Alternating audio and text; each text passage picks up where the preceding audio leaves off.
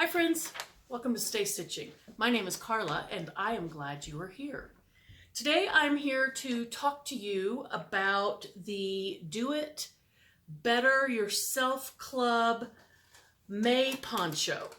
And the Do It Better Yourself Club owner or designer contacted Curvy Sewing Collective and asked if any of us would like to review a couple of their patterns in exchange for their patterns. And I happened to be in the group at that time. You know, sometimes you're just in there and, you know, the opportunity comes up and you have time to do it. And so I went and looked at DIBY and I really was taken with their patterns. I thought they were pretty cute. And there were two that I especially loved. And I will be making the other one because I really love it. I love it even better than this, and I do love this. The first one I made, this, what I'm wearing, is the Mae Poncho. Now, I showed you this when I did my kind of, I don't even know, I want to say sort of pointless, the video where I talked about my fall module and what it might look like and what might be in it and what fabrics I might use, you know, that really helpful video. This fabric and this pattern I showed you. So there's several different ways you can do this. You have a choice of 3 necklines, including the crew neck that I made, a cowl neck, and a hoodie. You have the choice of 2 cuffs, a long cuff and a short cuff. The short cuff will give you 3/4 sleeves, and the long cuff will give you long sleeves. And then the final thing you can do is you can make it with a belt or without. So what I made, and I have video and pictures at the end of this video, I made the crew neck, long cuffs, cuffs go to here, and without the belt loop holes. Now, I am wearing this belted. I think it looks really nice belted, but I do plan to make both the cowl and the hoodie. I like this very much, and I think there's room for 3 of them in my closet. And I do believe that I will put the belt holes. And what happens here is the belt holes kind of come in right about here, and you reinforce them, and so they're there in the shirt permanently, and you can put your belt through it. Now, also, either in the pattern directions, they also go through how to put in a drawstring, I believe. I'm pretty sure I saw that in there.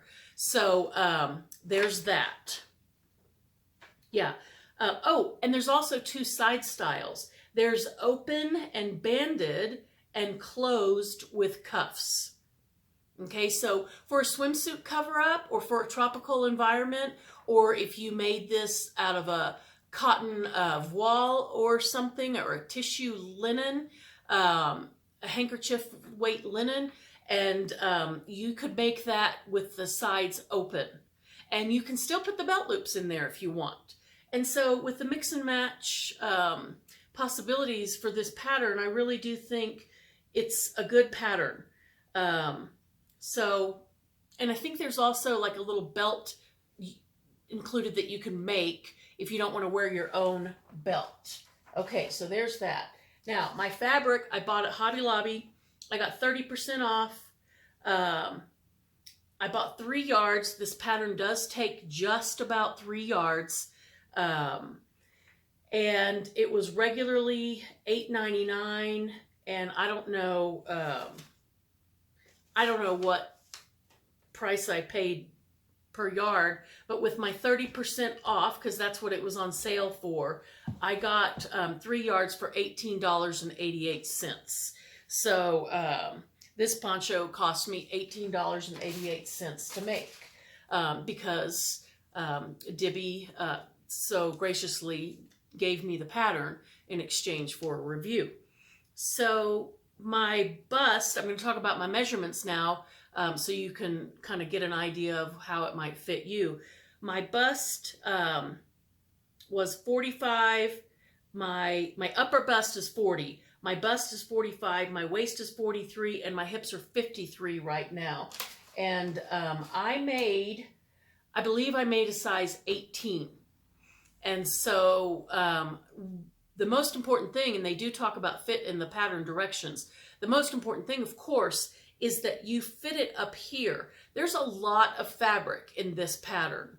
And if you don't have a nice fit up here, then it's gonna envelop you and you're just gonna be in a lot of fabric.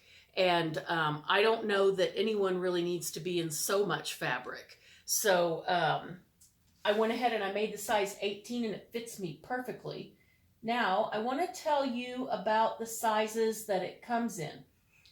My size that I bought is the 8 that they gave me, I didn't buy it, is the 18 women's plus. And the size 18 for the upper bust was 41 3/4. The full bust was 45 1/4. The waist was 40.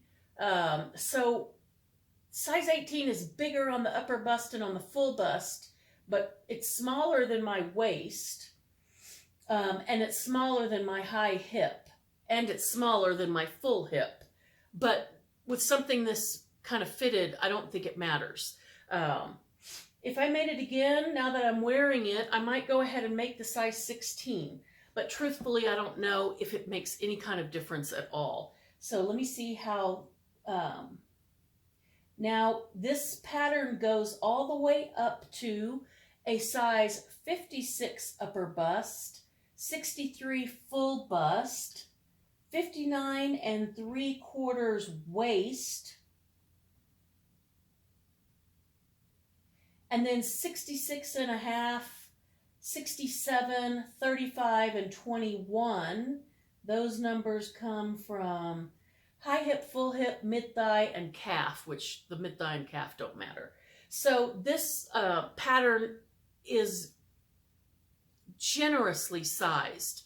And when you see my pictures afterwards, you're going to see it with the belt and without the belt. You'll see that there's plenty of room there. Now, I'm going to toggle back and forth. I'm looking at one of Christy's posts on the Curvy Sewing Collective blog because she follows the format, and I want to stick with the format pretty closely because I think the Curvy Sewing Collective pattern review format is really, really good. I'm pretty sure this is Christy.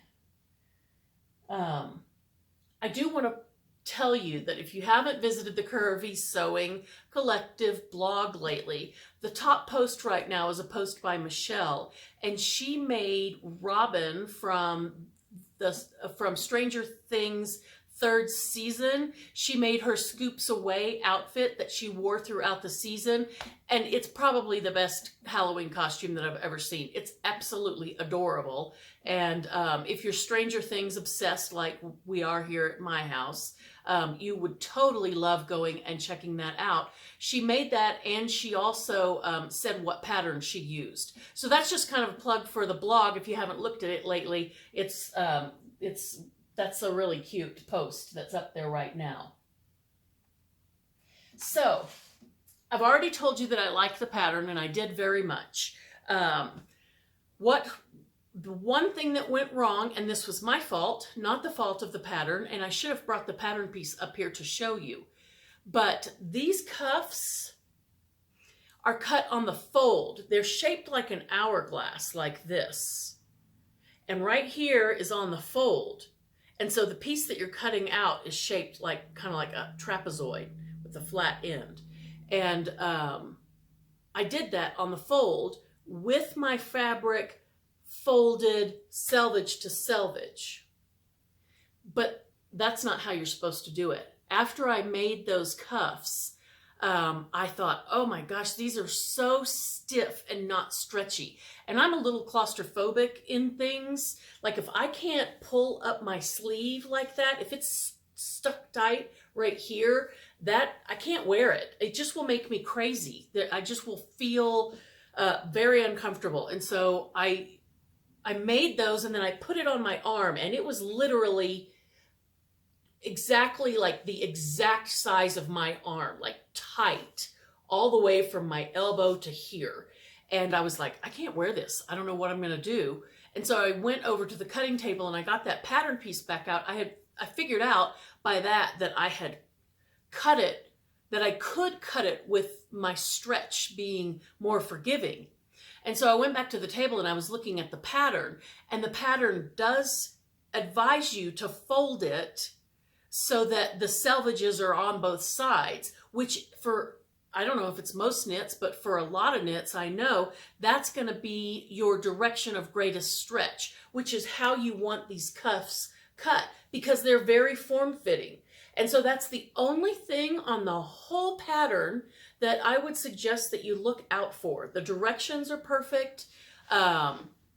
Everything works well. And there's even some video links in there for you to look at if you're confused about something. I think that she had linked a neckband video.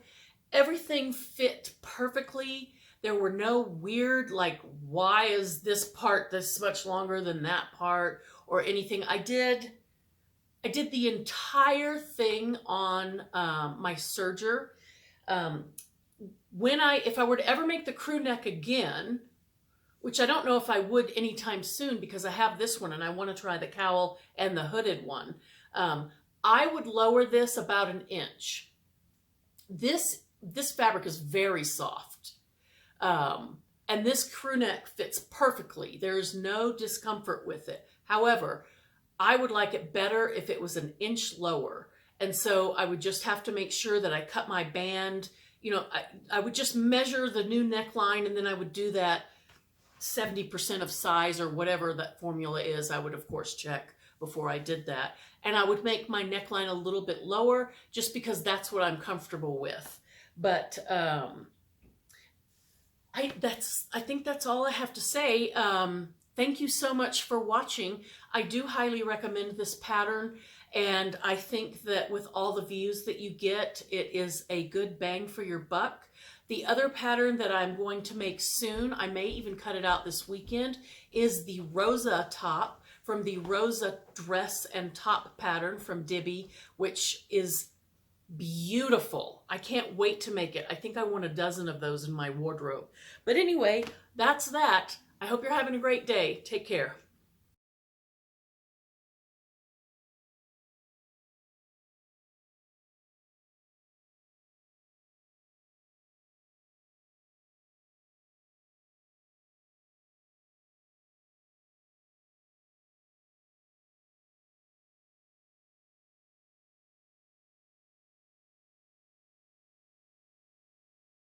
No, I am. Oh, okay. Yes, this is the do it yourself better DIBY. Do it better yourself, Mae Poncho, and I really do like it. I made the version without the belt holes, so I can wear it without a belt. More in the video.